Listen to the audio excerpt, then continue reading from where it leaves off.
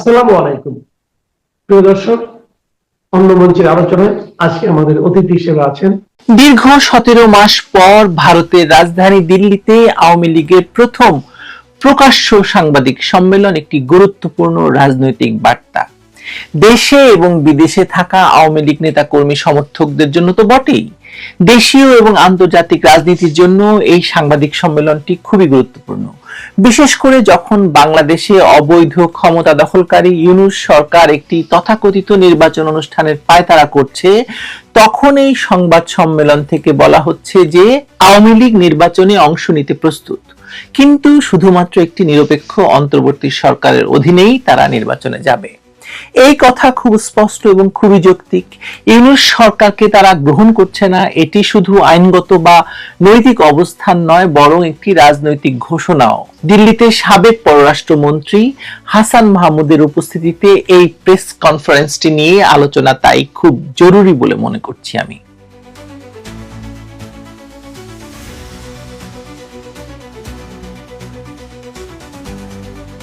দেড় বছরেরও বেশি সময় পর দিল্লি প্রেস ক্লাবে আওয়ামী লীগের সংবাদ সম্মেলন ঢাকার রাজনীতিতে শুধু আরেকটি খবর নয়, বরং এটি একটি সতর্কবার্তা। দেশের অভ্যন্তরীণ শক্তিগুলোর পাশাপাশি আঞ্চলিক এবং আন্তর্জাতিক রাজনৈতিক অভিনেতাদের জন্য কৌশলগত সিগন্যাল।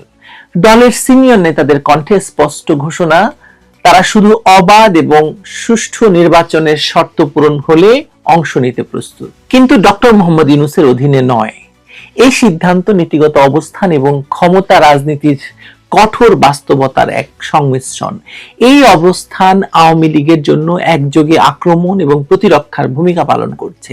একদিকে বর্তমান অন্তর্বর্তী সরকারের বৈধতা এবং ক্ষমতা প্রশ্নবিদ্ধ করছে তারা, আন্তর্জাতিক অডিয়েন্সের সামনে নিজেদের গ্রহণযোগ্যতার ফ্রেম তৈরি করছে তারা। অন্যদিকে তারা নিজেদেরকে গণতান্ত্রিক প্রক্রিয়ার পক্ষে অপরিহার্য বলেই প্রতিষ্ঠিত করছে। এই অবস্থানটি বাংলাদেশের রাজনৈতিক বাস্তবতায় একটি জটিল সমীকরণ তৈরি করেছে। এখনো পর্যন্ত ইউনূস সরকারের পক্ষ থেকে এই সংবাদ সম্মেলন বিষয়ে কোন রকম প্রতিক্রিয়া না দিলেও বোঝা যাচ্ছে যে সরকারের ভেতর একটা বেশ অস্থিরতা তৈরি হয়েছে এবং তারা বিভিন্ন জায়গায় বিভিন্ন বার্তায় তারা বলছে যে আওয়ামী লীগকে তো ওদের ঠেকানো যাচ্ছে না। আওয়ামী লীগের জনসমর্থন 60% থাকলেও তাদেরকে পরিকল্পিতভাবে নির্বাচন প্রক্রিয়ার বাইরে রাখা হচ্ছে। এই অভিযোগের সত্যতা যাচাইয়ের পাশাপাশি এটি স্পষ্ট যে বর্তমান অন্তর্বর্তী সরকার আওয়ামী লীগকে রাজনৈতিক প্রতিদ্বন্দ্বী হিসেবে এড়িয়ে যেতে চাইছে। এই পরিস্থিতিতে নির্বাচনের বৈধতা নিয়ে প্রশ্ন উঠতে বাধ্য, কারণ তারা তো কোনো রাজনৈতিক সরকার নয়। কেন তারা আওয়ামী লীগকেই তাদের শত্রু, তাদের সবচাইতে প্রতিদ্বন্দ্বী মনে করছে? সঙ্গত কারণ আছে, কারণ তারা আওয়ামী লীগকে ক্ষমতাচ্যুত করে আওয়ামী লীগকে ক্ষমতা থেকে সরিয়ে তারা ক্ষমতা দখল করেছে। ফলে যার কাছ থেকে ক্ষমতা দখল করা হয় তাদেরকে তো শত্রু মনে করবেই, কিন্তু সেটি তো মনে করার কথা নয়। তাদের তো উচিত লেভেল প্লেইং ফিল্ড তৈরি করা।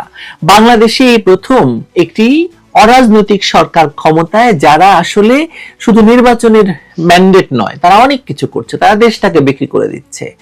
আপনি চিন্তা করে দেখুন যে এর আগে যতগুলো তত্ত্বাবধায়ক সরকার ক্ষমতায় এসেছে, তারা প্রত্যেকেই শুধুমাত্র নির্বাচন এবং নির্বাচনের লেভেল প্লেইং ফিল্ড তৈরি করা নিয়ে কাজ করেছে এবং নির্বাচন অনুষ্ঠান করে চলে গেছে। কিন্তু এই সরকার তো তা নয়। এই সরকার একটি রাজনৈতিক সরকার, আপনি যত কিছুই বলুন না কেন। ফলে একটি রাজনৈতিক সরকারের অধীনে এতদিন ধরে যেমন বিএনপি, জামায়াত সবাই প্রশ্ন করেছে যে একটি রাজনৈতিক সরকারের অধীনে তারা নির্বাচনে যাবে না, যায়নি, আওয়ামী লীগ কেন যাবে? এই ব্রিফিং এ এটাই ছিল মূল কথা। কিন্তু তার চাইতে বড় মূল কথা ছিল যে জাতিসংঘের যে একটি রিপোর্ট দিয়েছিল 2024 সালের জুলাই আগস্টে 1400 জন নিহতের ভয়াবহ তথ্য দিয়ে, সেই তথ্যকে এই প্রেস কনফারেন্স থেকে চ্যালেঞ্জ করা হয়েছে। দেরি হয়ে গেছে কিনা এরকম অনেকেই প্রশ্ন তুলছেন, কিন্তু আমার মনে হয় দেরি হলেও এটা দরকার ছিল এই কারণে যে আন্তর্জাতিক পরিমণ্ডলে এই প্রশ্নগুলো খুবই প্রাসঙ্গিক এবং এটাকে চ্যালেঞ্জ করা খুব জরুরি ছিল এবং সেই চ্যালেঞ্জ দেরি হলেও করা হয়েছে। কিন্তু এখন চ্যালেঞ্জের পরবর্তী ধাপে নিশ্চয়ই আওয়ামী লীগ যাবে।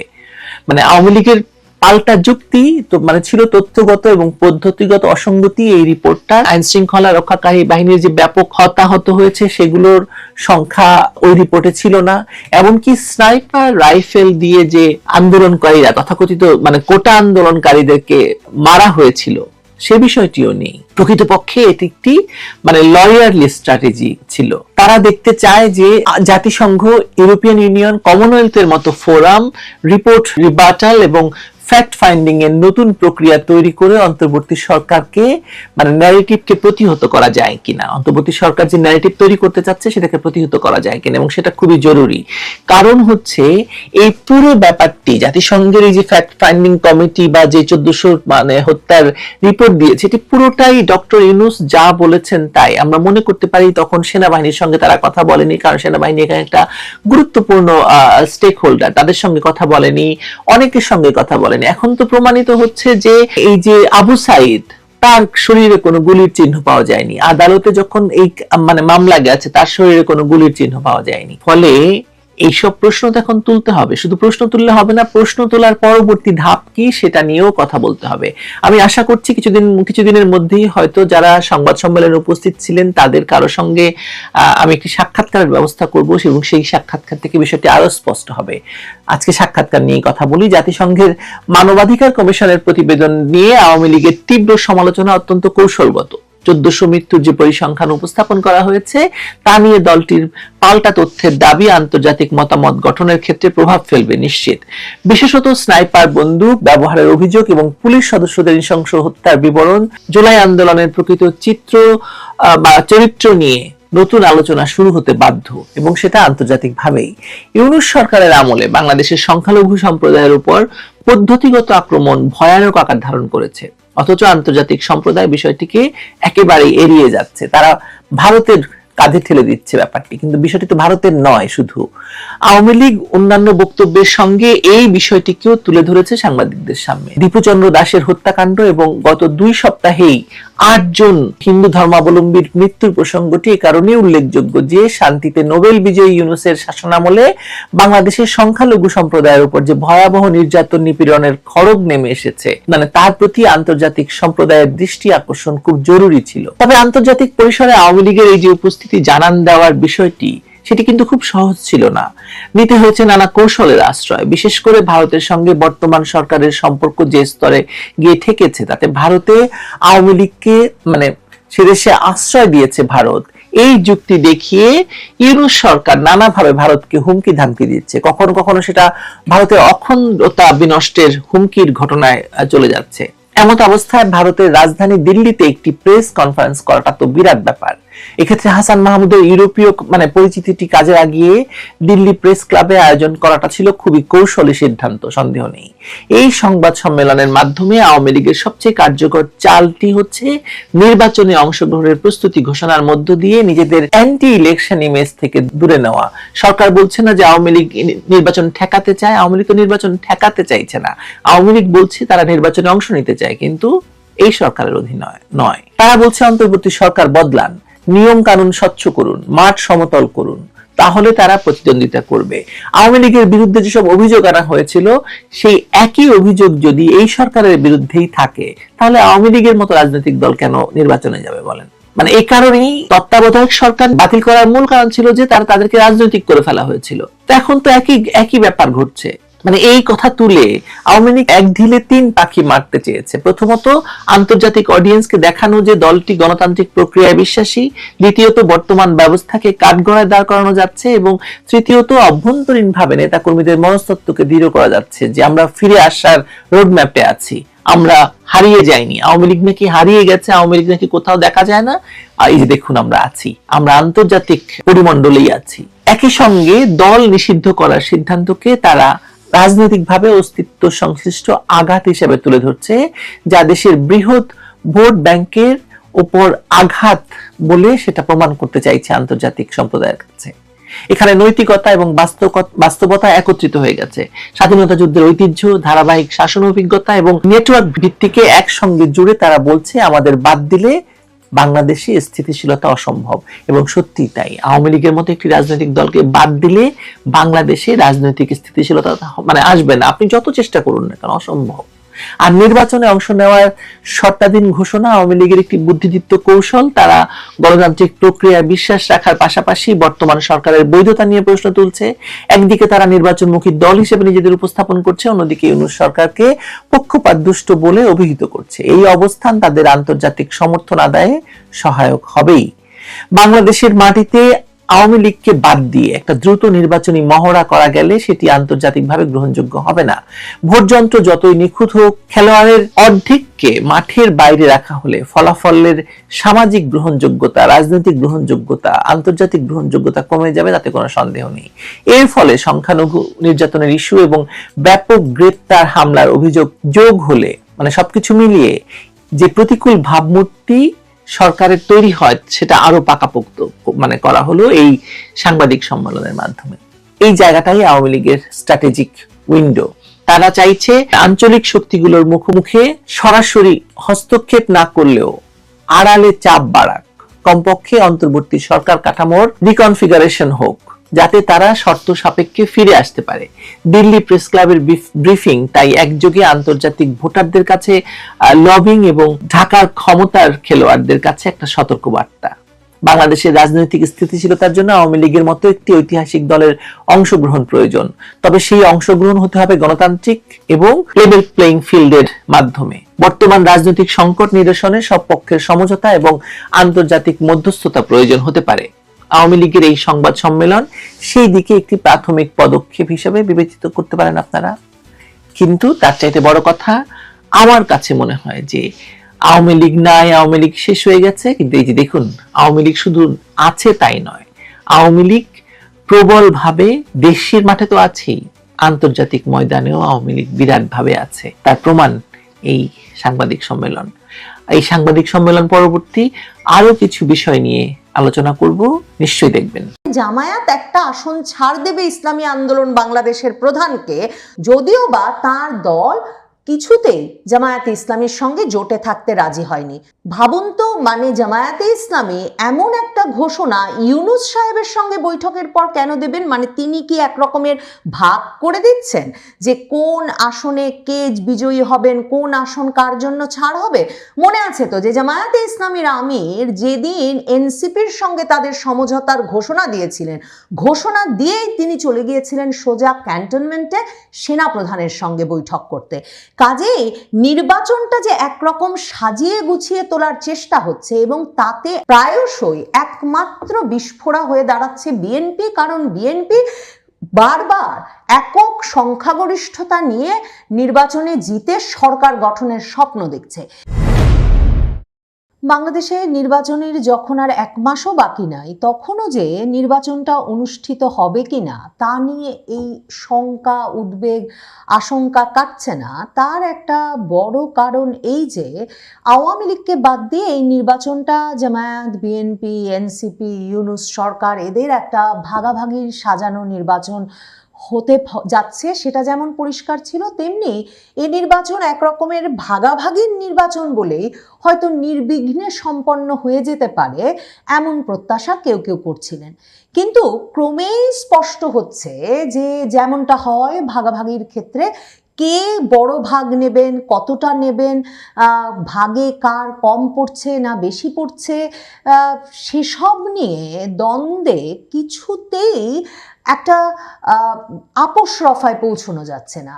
এবং বিএনপি জামাত ভাগাভাগিটা ঠিকমতো করতে না পারবার কারণে এখন ক্রমাগতভাবে একে অপরের প্রতি তাদের অভিযোগ বাড়ছে। কারণ জামায়াতের আমির ডাক্তার শফিকুর রহমান যতই নির্বাচনের পর জাতীয় সরকার গঠন বিষয়ে বিএনপির সঙ্গে আলাপ করে আসুন না কেন, কিংবা তারেক রহমান ডক্টর মোহাম্মদ ইউনূসের সাথে তার বাড়িতে গিয়ে দেখা করে, মানে যমুনায় গিয়ে দেখা করে তাকে হয়তো প্রেসিডেন্ট হওয়ার প্রতিশ্রুতি দিয়ে আসুন না কেন, মনে রাখতে হবে যে বড় ভাগ, মানে বেশি আসন যার কাছে যাবে তার কাছে যে একটা নিয়ন্ত্রণের ক্ষমতা থাকবে, সেই নিয়ন্ত্রণের ক্ষমতাটুকুও কেউ কাউকে ছাড়তে রাজি হচ্ছেন না।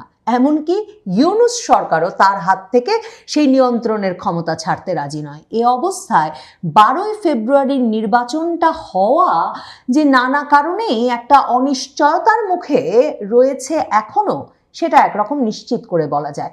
কয়েকটি বিষয় এক্ষেত্রে মনোযোগের সঙ্গে লক্ষ্য করা জরুরি। যেমন ধরেন, বিএনপির মহাসচিব মির্জা ফখরুল ইসলাম আলমগীর তিনি নির্বাচন কমিশনে গিয়েছিলেন রোববার, যে সময় সেই দিনেই কিন্তু ছাত্রদল বিরাট সমাবেশ করেছে নির্বাচন কমিশনের বাইরে। তাদের দাবি পোস্টাল ব্যালটের মাধ্যমে জামায়াত নির্বাচনে যোগসাজশ করছে, তাদের দাবি নির্বাচন কমিশন জামায়াতের হয়ে কাজ করছে। তাদের আরেকটা দাবি হচ্ছে নির্বাচন কমিশনের প্রজ্ঞাপনে শাহজালাল বিশ্ববিদ্যালয়ের ছাত্র সংসদ নির্বাচন বাতিল হয়েছিল, এরপর জামাত শিবিরের চাপে নির্বাচন কমিশন সেই নির্বাচনটি হতে দিচ্ছে।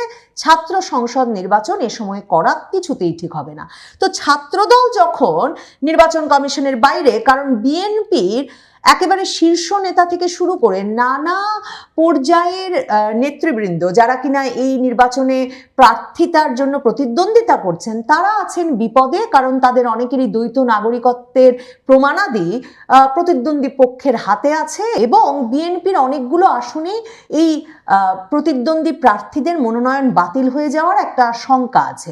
এই সব মিলিয়ে একটা চাপ সৃষ্টির জন্য যখন ছাত্রদল বাইরে, তখন মির্জা ফখরুল ইসলাম আলমগীর গেছেন প্রধান নির্বাচন কমিশনার এম নাসির উদ্দিনের সঙ্গে সাক্ষাৎ করতে। মনে রাখবেন, এম নাসির উদ্দিন কিন্তু একেবারে খোদ বিএনপির মনোনয়নে প্রধান নির্বাচন কমিশনার হিসেবে নিযুক্ত হয়েছিলেন এই সরকারের আমলে, ইউনূস সরকারের আমলে। শুরু থেকেই এটা সকলের জানা যে সার্চ কমিটিতে বিভিন্ন দল যে বিভিন্ন জনের নাম প্রস্তাব করেছিলেন, প্রধান নির্বাচন কমিশনার যিনি এম নাসির উদ্দিন, তিনি নির্বাচিত হয়েছেন। তিনি বিএনপি আমলের সচিব ছিলেন, তিনি নির্বাচিত হয়েছেন একেবারে বিএনপির খোদ সমর্থনে, প্রস্তাবনায়।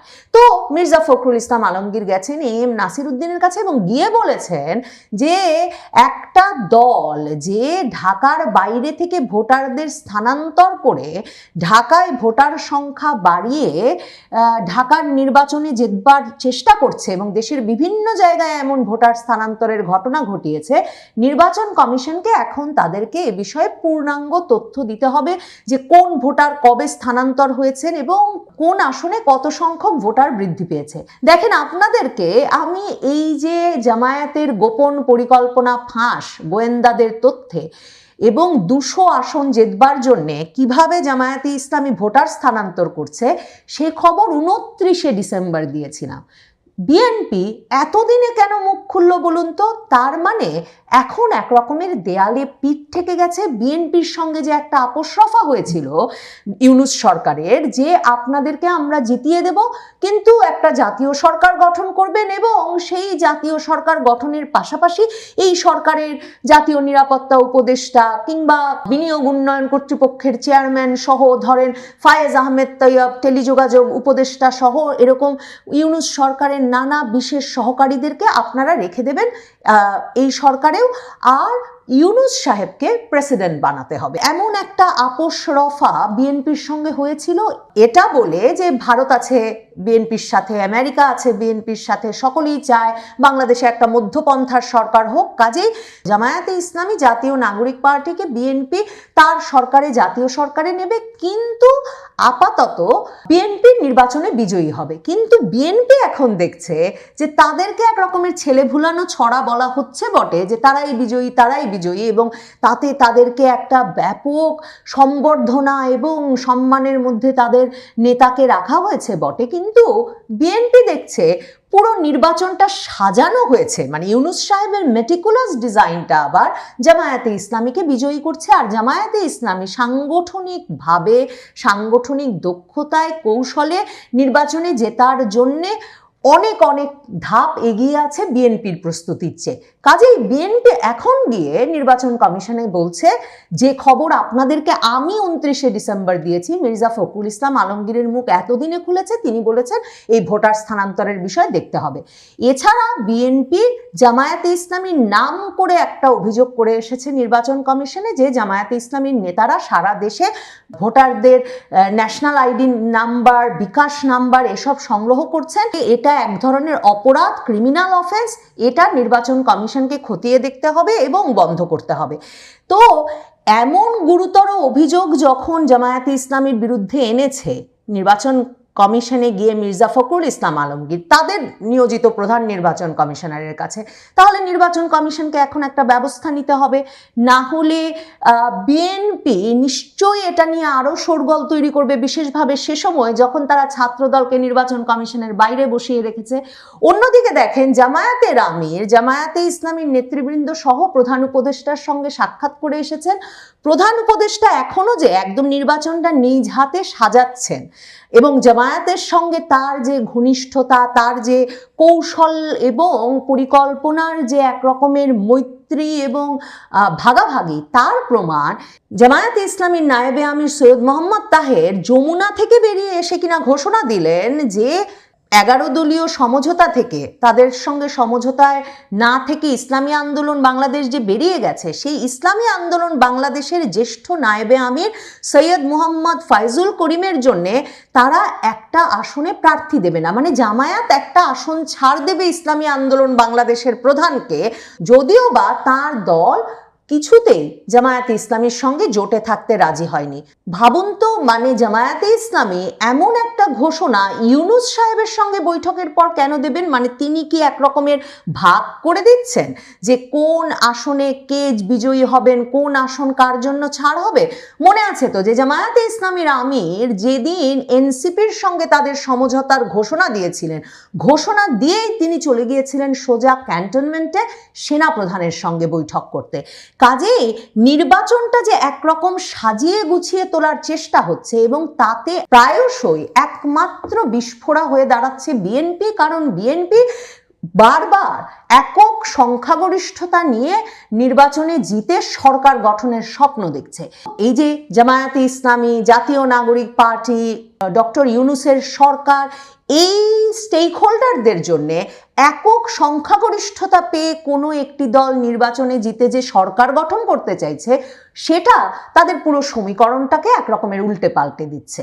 জামায়াতে ইসলামীর নায়েবে আমির সৈয়দ মোহাম্মদ তাহের এছাড়াও যমুনার সামনে বসে একথাও বলেছেন যে দেশের প্রশাসন ধীরে ধীরে একটা নির্দিষ্ট রাজনৈতিক দলের দিকে ঝুঁকে পড়েছে। তারা প্রধান উপদেষ্টাকে গিয়ে বলেছেন যে কথা আমি বলছিলাম, যে কথা জামায়াতে ইসলামী বারবার উদ্বেগ জানাচ্ছে, এবার তারা প্রকাশ্যে সংবাদ সম্মেলনে সেটা জানালো যে তারেক রহমানকে যে পরিমাণ প্রোটোকল দেওয়া হচ্ছে, যে পরিমাণ সিকিউরিটি দেওয়া হচ্ছে, সেটা লেভেল প্লেইং ফিল্ড নষ্ট করছে।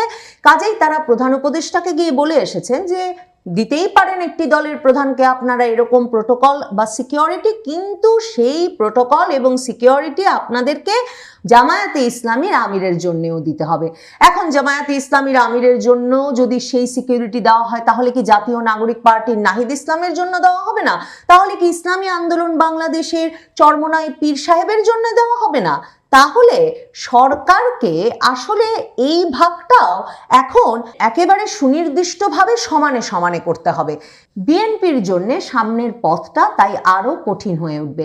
বিএনপির ছাত্রদল যে ওই যে নির্বাচন কমিশনের সামনে গিয়ে দাঁড়িয়েছে শাহজালাল প্রযুক্তি বিশ্ববিদ্যালয়ের নির্বাচন অনুষ্ঠানের অনুমোদন দেওয়ার প্রতিবাদ করতে, তার একটা বড় কারণ, এবং মির্জা ফখরুল ইসলাম আলমগীরও এই কথা বলেছেন যে এটা তো এই সময় একদম ঠিক হচ্ছে না, কাজেই ছাত্রদল যে সামনে বসে আছে সেটা ঠিক কাজ করছে।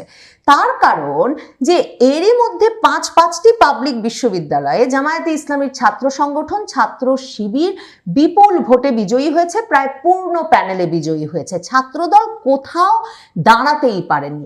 এখন সিলেটের শাহজালাল বিজ্ঞান প্রযুক্তি বিশ্ববিদ্যালয়ে নির্বাচনের কয়েক সপ্তাহ মাত্র বাকি থাকতে, মানে 20শে জানুয়ারি এই নির্বাচনেও যদি আবারও শিবিরের প্যানেল বিজয়ী হয়, যেখানেও শিবির অত্যন্ত শক্তিশালী, যেই বিশ্ববিদ্যালয়ে এবং ছাত্রদলকে হারিয়ে শিবির বিজয়ী হবে বলেই ধারণা করা হচ্ছে, তাহলে সিলেটে 22শে জানুয়ারি যে তারেক রহমান যাবেন সভা করতে এবং তার নির্বাচনী প্রচারণা শুরু করতে, সেটা খুব স্বাভাবিকভাবেই অনেকটা ম্লান হয়ে পড়বে।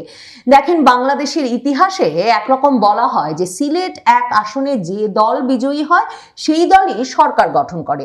এখন শাহজালাল বিজ্ঞান প্রযুক্তি বিশ্ববিদ্যালয়ের নির্বাচনে শিবিরের জয়ের মাধ্যমে সিলেটও কি বিএনপির হাতছাড়া হয়ে যাচ্ছে? তাহলে সিলেট এক আসনে যে দল বিজয়ী হবে সেই দল সরকার গঠন করলে সেটা কি বিএনপি হবে? বিএনপি এখন এসব উদ্বেগ এবং আশঙ্কার মধ্যেও পড়েছে। তার মধ্যে গণভোটে হ্যাঁ ভোটের পক্ষে প্রচারণা চালাচ্ছে সরকার এবং জামায়াতে ইসলামী। এরই মধ্যে বগুড়ার ধুনটে জামায়াতের মিছিলে হামলা করেছে বিএনপির নেতাকর্মীরা, কারণ জামায়াতে ইসলামী সেখানে হ্যাঁ ভোটের পক্ষে প্রচারণা চালাচ্ছিল। বিএনপি দলীয়ভাবে তার নিন্দা করেছে, বলেছে তারেক রহমান সহিংসতার বিষয়ে একেবারে জিরো টলারেন্স।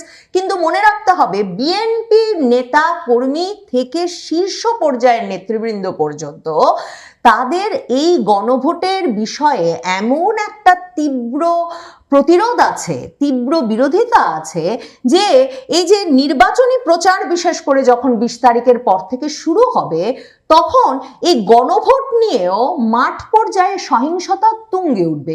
তাহলে দেখেন, সেখানেও জামায়াতে ইসলামী এবং সরকার একত্রে প্রচারণা করছে, আর বিএনপির নেতা কর্মী সমর্থকেরা সেই গণভোটের পক্ষের প্রচারণা প্রতিরোধ করতে বিভিন্ন জায়গায় নেমে পড়েছে রাস্তায়, অনেক জায়গায় সহিংস হয়ে উঠেছে।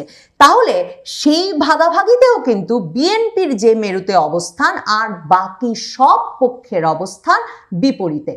কাজেই এ অবস্থায় নির্বিঘ্নে নির্বিবাদে নিজেদের মধ্যে ভাগাভাগি করে ফেলে একটা নির্বাচন খেলা শেষে একটা সরকার গঠন করে ফেলাটা যথেষ্ট কঠিন মনে হচ্ছে। এর চেয়ে মনে হচ্ছে মেটিকুলাস ডিজাইনে একটা নির্বাচন সেরে ফেলার প্রচেষ্টা করাই হয়তো সহজ হবে। তাহলে সেই ডিজাইন ঠেকাতে কি বিএনপি রাজপথে নামবে? ওইদিকে আসিফ মাহমুদ সজীব ভুইয়া তো বলে রেখেছেন, ত্রুটিপূর্ণ নির্বাচন তারা কিছুতেই হতে দেবেন না। প্রয়োজনে জাতীয় নাগরিক পার্টি আবারও রাস্তায় নামবে, যাতে নির্বাচন বিলম্বিত হলেও ত্রুটিমুক্ত করা যায়। বুঝতে বাকি থাকে না, তাদের জোটের প্রধান দল জামায়াতে ইসলামীর সমর্থন আছে সে কথাতেও।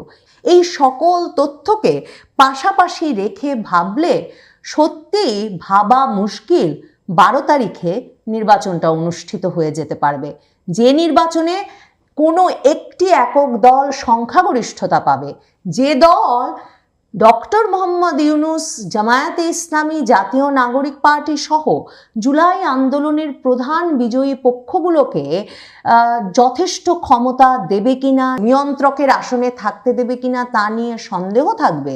সে দলকে জেতাতে 12ই ফেব্রুয়ারি একটা নির্বাচন নির্বিঘ্নে হয়ে যেতে দেওয়া হবে, সেটা ভাববার মতো কোনো পরিস্থিতি এখনো তৈরি হয়নি।